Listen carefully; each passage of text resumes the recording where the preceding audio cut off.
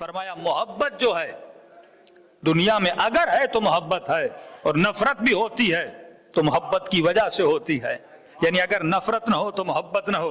اگر اپنے بچے سے محبت ہے جو اسے تکلیف دے گا اس سے محبت ہو نہیں سکتی. اگر رسول سے محبت ہے جو رسول کو تکلیف دے گا اس سے محبت نہیں ہو سکتی. اگر آل رسول سے محبت ہے جو انہیں تکلیف دیں گے ان سے محبت ہو نہیں سکتی. وہ نفاق تو ہو سکتا ہے پر کبھی ایسی محبت گوارا نہیں ہو سکتی. اور دنیا میں جو کچھ بھی ہے اس کا دار و مدار کس چیز پر ہے؟ محبت پر ہے. آج اشارہ دے رہا ہوں، تفصیل میں کل جاؤں گا. پروردگار عالم نے اہل بیت رسول کے لیے دنیا سے محبت کا تقاضا نہیں کیا، مودت کا تقاضا کیا. کس چیز کا تقاضا نہیں ہے؟ محبت کا تقاضا نہیں ہے، مودت کا تقاضا ہے. کیونکہ ان سے محبت کرنا کمال نہیں ہے، فطرت کی مجبوری ہے. سمجھنے کی کوشش کیجیے گا. تبھی آپ دیکھتے ہیں جب اربعین پہ جاتے ہیں تو ہندو بھی ملتا ہے، مسیحی بھی ملتا ہے، شیعہ بھی ملتا ہے، غیر شیعہ بھی ملتا ہے، مسلمان کے سارے فرقے ملتے ہیں. بڑے بڑے مسلمانوں کے امام گزرے ہیں جنہوں نے اہل بیت کی فضیلت میں قصیدے گائے ہیں کہ حب علی جنہ، علی کی محبت جنت ہے. یہ قصیدہ کس کا ہے؟ اہل سنت کے امام کا قصیدہ ہے. انہوں نے قصیدے گائے ہیں اہل بیت کی محبت میں. تو محبت کرنا کمال نہیں ہے. آپ کہیں گے کیوں مولانا محبت کرنا کمال نہیں ہے؟ میں کہوں گا کیونکہ یہ فطرت کی مجبوری ہے. اگر بندہ اہل بیت سے محبت کر رہا ہے کہ فطرت کیسی؟ میں نے کہا دیکھو، اگر بندہ خود کنجوس ہو، اگر بندہ خود کنجوس ہو لیکن سخاوت سے محبت کرتا ہے، یہ فطرت کا تقاضا ہے. اندر سے کنجوس بھی ہو لیکن اسے سخی بندہ اچھا لگتا ہے. ایک خوبصورت پھول آپ دیکھ لیں، اگر وہ باغیچے میں ہو، اس پھول کی خوبصورتی کا تعلق صرف شیعہ سے نہیں ہے. ہر مذہب والا بندہ جائے گا پھول سے محبت کرتا ہے، حسن سے محبت کرتا ہے. کیوں کرتا ہے؟ کیونکہ فطرت انسان میں ہے کہ انسان عاشق کمال ہوتا ہے. جہاں اسے کمال نظر آتا ہے یہ عاشق کمال بن جاتا ہے. جہاں اسے سخاوت نظر آتی ہے یہ عاشق سخاوت بن جاتا ہے. جہاں شجاعت نظر آتی ہے یہ عاشق شجاعت بن جاتا ہے. اب شجاع کوئی بھی ہو بندہ محبت کرتا ہے، سخی کوئی بھی ہو بندہ محبت کرتا ہے. حاتم طائی مسلمان نہیں ہے پر کیونکہ سخی ہے، نبی فرماتے اس کی سخاوت کی وجہ سے جہنم کی آگ اسے کبھی جلائے گی نہیں. کیونکہ سخاوت کمال بشر کا تقاضا ہے. تو جس میں فطرت بچی ہوئی ہے وہ بندہ اہل بیت سے محبت کرے گا. کیونکہ جب سخاوت کو ڈھونڈنے جائے گا سخاوت علی کے در پہ نظر آئے گی. جب کمال کو ڈھونڈنے جائے گا کمال اہل بیت کے در پہ نظر آئے گا. جب حسن کی تلاش میں نکلے گا تو کائنات میں ان سے بڑے کوئی حسین نہیں ہے. اچھا میں اور آسان کر دوں، یہاں پہ نہ تبرے کا مسئلہ ہے، نہ مناظرے کا مسئلہ ہے، نہ شیعہ سنی کا مسئلے کا ہے. ہمارا مسئلہ یہ ہے کہ ہم ڈائریکٹ اٹیک کرنا شروع ہو جاتے ہیں. اہل بیت نے ہمیشہ جب بھی بات کی فطرت کے ذریعے سے بات کی. آسان طریقے اہل بیت نے آپ کو دیے ہیں. آپ ٹیڑھی انگلیاں کر کے لوگوں کو پریشان کرتے رہتے ہیں. میں کہتا ہوں جب بھی مناظرہ بھی کرنا ہو نا، کسی بندے کو سمجھانا ہو، فطرت کے ذریعے سے، عقل کے ذریعے سے.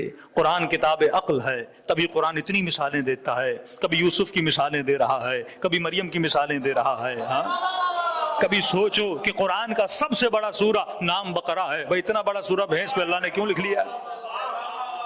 وَاعْتَبِرُوا يَا أُولِي الْأَلْبَابِ. یہ کتاب کس کے لیے ہے؟ صاحبان عقل کے لیے ہے. میں کہتا ہوں عقل فریج میں رکھنے کے لیے نہیں ہے، عقل استعمال کرنے کے لیے ہے.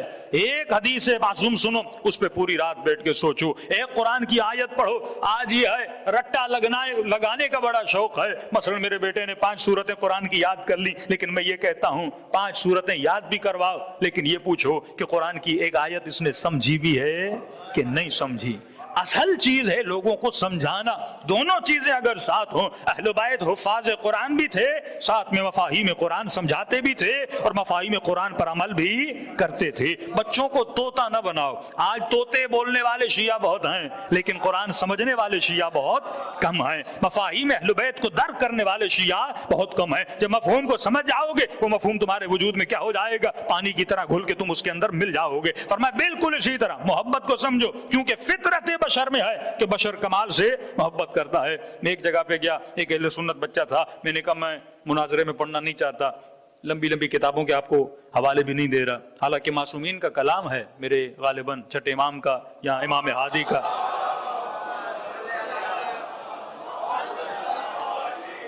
کہ جب بھی ہماری حقانیت کے لیے کسی سے بات کرو تو ہماری دادی زہرا سے شروع کیا کرو، ہاں؟ کیونکہ یہ حجت خدا ہے۔ فرمائے ہم اللہ کی طرف سے تمہارے لیے حجت ہیں اور ہماری دادی ہمارے لیے حجت ہیں، یعنی جو امام زمانہ کے لیے حجت ہیں وہ سیدہ ہیں، ہاں؟ جو خود مولا علی کے لیے حجت ہیں جناب سیدہ ہیں۔ اب اس بحث میں کل آؤں گا کہ حجت کسے کہتے ہیں۔ ہم کہتے ہیں نا بھائی میں نے فلاں صاحب کو بتا کے حجت تمام کر دی، ہاں؟ مباہلہ حجت کو تمام کرنے کی بات ہے۔ مباہلے میں لفظ حجتی بھی ہے کہ اللہ نے بنی اسرائیل پہ کیا کر دی؟ حجت تمام کر دی۔ مثال کے طور پہ آپ روڈ سے جا رہے ہیں، اس روڈ میں خطرہ ہے، ڈیلی رات کو ڈاکے پڑتے ہیں، چوریاں ہوتی ہیں، آپ کا دوست اس روڈ سے جا رہا ہے تو آپ اسے بتائیں گے بھائی اس روڈ سے نہ جانا، آپ کو نقصان ہوگا، اور وہ پھر بھی چلا گیا تو آپ کیا بولو گے؟ میں نے اس پہ حجت تمام کر دی۔ تو فرمایا جو جناب سیدہ کا موضوع ہے، جو بی بی کی ذات اقدس کا موضوع ہے، یہ ایسا ہے کہ آپ تمام تر عالم اور مسلمین پہ بی بی کے موضوع سے حجت تمام کر سکتے ہیں، کہ قیامت کے دن یہ بول سکتے ہیں پروردگارہ ہم نے اسے بتایا اور حجت کیا کر دی؟ تمام کر دی۔ اور حجت تمام کرنے کے بعد اگر پھر بھی بندہ ہدایت نہیں پا رہا تو سیدھا وہ کہاں جاتا ہے؟ جہنم میں چلا جاتا ہے۔ تبھی آیت الکرسی میں ہے کہ جو شیاطین ہیں، جو اولیاء الطاغوت ہیں، یخرجونہم من النور الی الظلمات، یہ نور کیا ہے؟ حجت ہے۔ الی الظلمات، ان کو ظلمتوں میں لے کر جاتے ہیں، یعنی کچھ ایسے لوگ ہیں جن پر حجت تمام ہو چکی ہے لیکن پھر بھی شیطان ان کو ظلمتوں میں لے کر چلا جاتا ہے۔ آج جو سعودی عرب کا حال ہے، مسلمانوں پہ حجت تمام ہونی چاہیے کہ حق کہاں ہے، باطل کہاں ہے، ہاں؟ صلوات پڑھے محمد و آل محمد کو۔